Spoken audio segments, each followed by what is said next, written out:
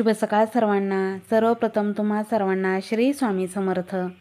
स्वामींच्या कृपा आशीर्वादाने तुमचा दिवस खूप छान असा आनंदाचा, सुखसमाधानाचा आणि आरोग्यदायी जाऊ देत, ही स्वामींच्या चरणी प्रार्थना। आज आहे 19 फेब्रुवारी, आपल्या राजांची जयंती। तर तुम्हा सर्वांना छत्रपती शिवाजी महाराजांच्या जयंतीनिमित्त खूप खूप शुभेच्छा। जय जिजाऊ, जय शिवराय। शिवजयंती माझ्या दारामध्ये मी छान अशी सुंदर रांगोळी काढलेली आहे। शिवजयंती हा एक सण म्हणूनच आपण सर्वजण साजरा करतो। तर आपण सणावारांना जशा रांगोळ्या काढतो, घरं सजवतो, तशीच आपण दारं सजवतो, तशीच आपली शिवजयंतीला सुद्धा दरवर्षी मी नित्यनेमाने शिवजयंती सण हा साजरा करत असते। आणि अशाच प्रकारे सुंदर सुंदर रांगोळ्या काढून शिवाजी महाराजांची छान सुंदर पूजा करत असते, आरती करत असते। शिवजयंतीनिमित्त सुंदर अशी दारामध्ये दिव्यांची रांगोळी काढलेली आहे। आपण दिवाळीसारखा सण साजरा केला जातो आपण शिवजयंती म्हणून।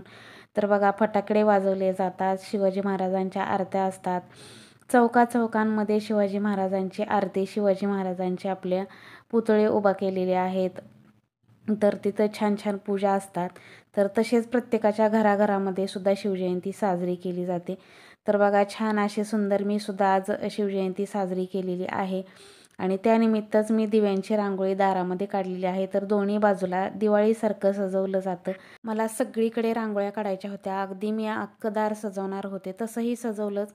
पण काय होतं, आमच्या इकडे खूप वारं येतं, त्याच्यामुळे रांगोळी जास्त उडते, कारण आजूबाजूला खूप झाडं आहेत, त्याच्यामुळे मोठ्या रांगोळी ह्या राहत नाहीत आणि जेवढी आडबाजूला रांगोळी काढलेली असते तेवढीच राहते। तर ह्या दारामुळं तेवढीच आडबाजूला रांगोळी काढता येते, बाकीच्या साईडला रांगोळी काढता येत नाही। तरी मी बरीच रांगोळी काढली होती, तर वाऱ्यानं पूर्ण उडून चालली, त्याच्यामुळे मग मी एवढीच रांगोळी 2 छान अशा काढल्या। कारण काय होतं, रांगोळ्या काढायची तर हौस खूप आहे, पण वारं खूप येतं। बघू शकताय तुम्ही, अर्धच रांगोळी काढून झालेली, वारं आलं त्याच्यामुळे मग मी ती रांगोळी सोडून दिली आणि त्यानंतर अशा छान अशा दिव्यांच्या रांगोळी काढल्या। तर शिवजयंती म्हटल्यानंतर प्रत्येकाच्या घराघरांवरती भगवा तर फडकणारच। तर बघा, इकडे छान अशी झेंडा लावलेला आहे आणि बंगलेला शोभा आत्ता आलेली आहे। खरं तर हा वास्तुशांतीच्या वेळेसच आणलेला होता, त्यावेळेसच लावला होता बाहेर पोर्चमध्ये। तर तिथला काढून परत पोरांनी घडी घालून ठेवला आणि त्यानंतर आज मी पुन्हा एकदा शिवजयंतीनिमित्त मिस्टरांना झेंडा लावायला लावला आणि खरंच बंगल्याला शोभा आली, शिवाजी महाराजांचा झेंडा। आणि तसंही माझं पुण्याला सुद्धा होते, तर कायमस्वरूपी भगवा झेंडा हा घरावरती असायचा बाल्कनीमध्ये। आणि आज तर खूपच छान। आणि तसेही छोटे छोटे भगवे झेंडे जे आहेत ते वास्तुशांतीच्या वेळेस लावले होते आणि हा मध्येच लावलेला होता मोठा झेंडा पोर्चमध्ये। तर आज शिवाजी महाराजांना छान असं आंघोळ घालून घेतली। तर मी नेहमी काय करत असते, थोडंसं कोमट पाणी करत असते आणि महाराजांना छान अशी आंघोळ घालत असते। ज्या वेळेस पण धूळ साठलेली असेल मूर्तीवरती, आपण रोज मूर्ती इथंच टिपवायवरती असते, त्याच्यामुळे मूर्ती इथंच असते, त्याच्यामुळे थोडीफार धूळ जरी झालेली असली तर मी पुसून घेत नाही। मी 1 बकेटभर गरम पाणी करत असते, कोमट करत असते आणि त्या पाण्याने मी महाराजांना आंघोळ घालत असते। तर आजसुद्धा मस्त असं पोर्चमध्ये बाहेर घेऊन गेले आणि छान असं पाण्याने धुवून मस्त मूर्ती आणली आणि बघा, मूर्तीसुद्धा किती चकाचक झालेली आहे। तर सकाळी सकाळीच ह्यांनी, आज शिवजयंती असल्यामुळे ह्यांनी हार घेऊन आले आणि महाराजांची छान अशी सुंदर पूजा केली। तर हा टिपवाय जो आहे तो मध्ये होता, पण मी एक साईडला घेतला, म्हटलं एक साईडला छान दिसेल आणि तो बारीक टिपवाय आहे, त्याच्यावरती होम थिएटर वगैरे ठेवलेला आहे, त्याच्यामुळे तिथं पूजा वगैरे व्यवस्थित करता यायची नाही, म्हणून मी ह्या नवीन टिपवायावरती महाराजांना ठेवलेला आहे आणि छान अशी महाराजांची पूजा करून घेते। हार पण चांगला आणलेला आहे, थोडासा मोठा आहे, फोटो पण आहे, फोटोला पण हे करायचं होतं, तर मूर्ती पण आहे, त्याच्यामुळे मूर्तीलाच हार घातला, फोटोला हार घालता येत नव्हता। माझ्याकडं फोटो फ्रेम महाराजांच्या खूप साऱ्या फोटो फ्रेम आहेत, मी सांगितलं पण होतं व्हिडिओमध्ये की महाराजांच्या खूप साऱ्या फोटो फ्रेमसुद्धा आहेत। तर इकडे महाराजांना मुजरासुद्धा करून घेतला आणि छान अशी सुंदर पूजा केली। मागच्या 2 वर्षापूर्वी शिवजयंतीच्या वेळेस ही मूर्ती आणली होती आणि आम्ही इतकी छान शिवजयंती पुण्यामध्ये असताना साजरी केली होती। माझ्या समर्थला इतका नाद आहे आणि त्याने त्याच्या सायकलीला झेंडे लावून सगळ्या गल्लीमध्ये फिरायची मुलं, ही छोटी छोटीच मुलं होती ही।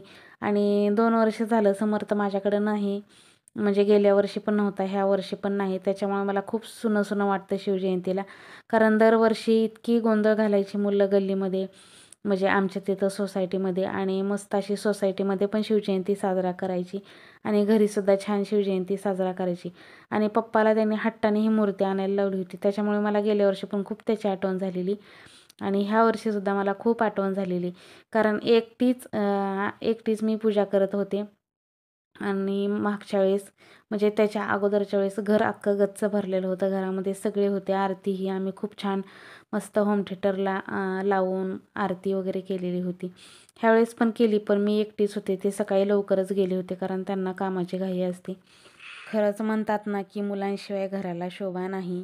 मुलं असली तरच घर एक अर्ध्या गोकुळासारखं वाटतं. मुलं नसली तर अजिबात घरामध्ये नको नकोसं वाटतं. मला तर एकटी राहून राहून अक्षरशः कंटाळा आलेला आहे. कारण काय झालेलं आहे, फक्त मी आणि माझी देवपूजा आणि माझं जे आहे ते असंच सध्या चाललेलं आहे. मुलं बाळं नसल्यामुळे इथं खूप म्हणजे खूप मुलांशिवाय कुठल्याच गोष्टीला मोड येत नाही. मुलांशिवाय काहीच खरं नाही. ज्यावेळेस पुण्याला राहिला होतो त्यावेळेस समर्थ अगदी छोटा होता. सारखं पायात असायचा. सारखं मम्मी, मम्मी, मम्मी करून मागं फिरायचा. मला असं पूर्वीचे मी पाठीमागचे सुद्धा पुण्यातले व्हिडिओ कधी-कधी बघत असते. तर पहिलं आयुष्य कसं होतं, वेगळंच होतं. आणि अचानक कशी मुलं मोठी होतात आणि आपल्यापासून लांब होतात. शिक्षणानिमित्त त्यांना बाहेर जावं लागतं. त्या गोष्टीचं खूप वाईट वाटतं. आणि ते दिवस खरंच परत कधीच येत नाहीत. म्हणून मी पाठीमागचे व्हिडिओ जे आहेत ते डेली रुटीनचे ते खरंच मी असे दुपारी आठवण झाली की बघत असते. कारण समर्थ केवढा छोटा होता आणि आता केवढा मोठा झाला आहे. आता उन्हाळ्या सुट्टीला येईल, आल्यानंतर मग तुम्हाला मी सगळ्यांना माझा समर्थ दाखवेल केवढा झालेला आहे आणि किती छोटा होता. पायात सारखं मम्मी, मम्मी, मम्मी करायचा. तर असो, तर इकडे छान अशी माझी सुंदर अशी पूजा झालेली आहे आणि नेहमीप्रमाणेच रोजची रांगोळी काढलेली आहे. तर आता सध्या काय झालेलं आहे, माझे घरातले देव, स्वामी आणि मी आणि माझे मिस्टर घरामध्ये एवढेच आहोत. घरामध्ये अजिबात दुसरं काही नाही आणि मुलं-बाळं असल्याशिवाय कुठल्याच गोष्टी करायला मूडसुद्धा येत नाही. स्वयंपाक पाण्याचं सुद्धा तसंच असतं. मुलं असली म्हणजे आपण वेगळे-वेगळे पदार्थ करून खाऊ घालू शकतो मुलांना. मुलं नसल्यानंतर दोघांनाच प्रश्न पडतो काय करावं आणि काय नको. त्याच्यामुळे काही वेगळं असं करावंसुद्धा इच्छा होत नाही मुलांमुळे. तर बघा, सुंदर रांगोळी काढून झालेली आहे आणि डेली रुटीन मी तुमच्याशी शेअर करेन. समर्थ आल्यानंतर जे आमचं रुटीन असतं ते तुमच्याशी शेअर करेन. कारण समर्थ आल्यानंतर वेगळीच धमाल आणि मजा असते. कारण तो आहे पण तसाच नटखट माझा राजकुमार. तर बघा, इकडे छान अशी पूजा करून झाल्यानंतर किती घरामध्ये प्रसन्न वाटतं. मी नेहमी म्हणते की समर्थ आल्यानंतर व्हिडिओ काढेन, पण समर्थ आल्यानंतर असं होतं की मला व्हिडिओ काढायला टाईमच मिळत नाही. कारण समर्थासाठी काय करावं आणि काय नको असं दिवसभर चाललेलं असतं आणि तो सारखं पाठीमागच असतो. त्याच्यामुळे व्हिडिओ काढायला जमतही नाही आणि आता थोडासा मोठा झाला आहे त्याच्यामुळे तो लाजतोसुद्धा. पहिला अजिबात लाजत नव्हता, व्हिडिओमध्ये यायचा, त्याचं काय नसायचं. पण आता तसं होतं, आता मोठा झालेला आहे त्याच्यामुळे. आता ह्या वर्षी उन्हाळा सुट्टी पण त्याला कमीच आहे कारण 10वीचं वर्ष, 10वी म्हटल्यानंतर उन्हाळा सुट्टी कमीच असते. पण येणार आहे सुट्टीला. अगोदर परीक्षा झाल्यानंतर आठवडाभर येणार. त्यानंतर परत 1 महिना 10वीचे क्लासेस आहेत. परत जाणार. पण जेवढा वेळ जेवढे दिवस आला तेवढे दिवस मी तुम्हाला व्हिडिओमध्ये दाखवेन आमचा समर्थ.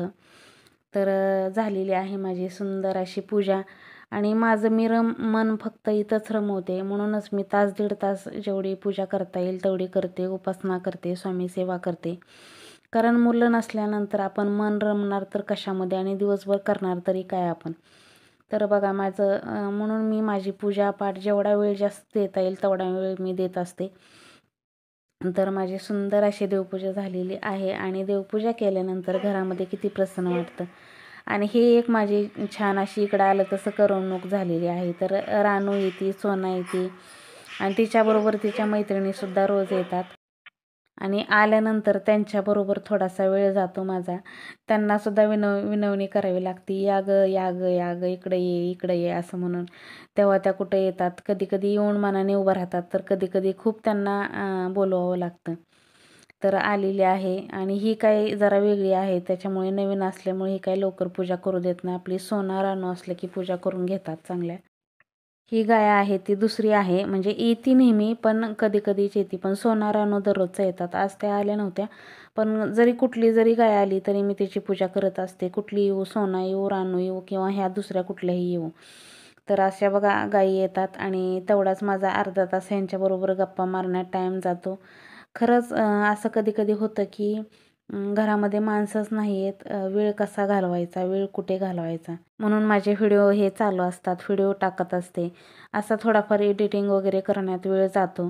चला तर मग आजचा व्हिडिओ तुम्हाला मैत्रिणींनो कसा वाटला नक्की कमेंटमध्ये सांगा. तुम्ही सुद्धा शिवजयंती कशाप्रकारे साजरी केली हे सुद्धा सांगा. आणि चला तर भेटूया आपण उद्याच्या छानशा नवीन व्हिडिओसोबत. तोपर्यंत सर्वांना श्री स्वामी समर्थ. जय जय स्वामी समर्थ. अवधूत चिंतन. श्री गुरुदेव दत्त.